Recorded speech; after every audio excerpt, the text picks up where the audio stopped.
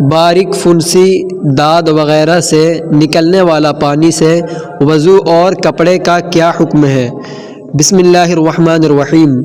اس کا جواب یہ ہے کہ فنسیوں سے صرف اتنی مقدار میں پانی نکلتا ہو جو صرف فنسیوں کے سر پر ہی برقرار رہتا ہو اور اپنے مقام سے تجاوز کر کے از خود بہتا نہیں ہو تو اس صورت میں وضو نہیں ٹوٹے گا اور یہ پانی بھی ناپاک نہیں ہوگا، اور کپڑے میں لگ جانے سے کپڑا بھی ناپاک نہیں ہوگا۔ بصورت دیگر فنسیوں سے نکل کر بہہ جانے والا پانی ناپاک ہوگا اور جس کپڑے پر لگے اس حصے کا کپڑا بھی ناپاک ہوگا اور اس سے وضو بھی ٹوٹ جائے گا۔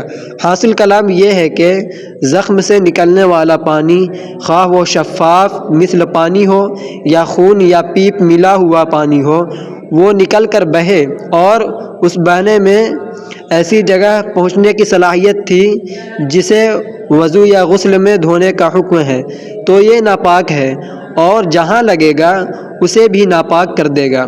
اور اگر ایسا نہیں، یعنی صرف ابھرا ہے، بہا نہیں، یا بہا لیکن ایسی جگہ پہنچنے کی صلاحیت نہیں کہ جسے وضو یا غسل میں دھونے کا حکم ہے، مثلا آنکھ کے اندرونی حصے میں زخم ہے اور اس سے بہنے والا پانی آنکھ کے اندرونی حصے میں ہی رہا تو وہ پانی ناپاک نہیں۔ واللہ اعلم۔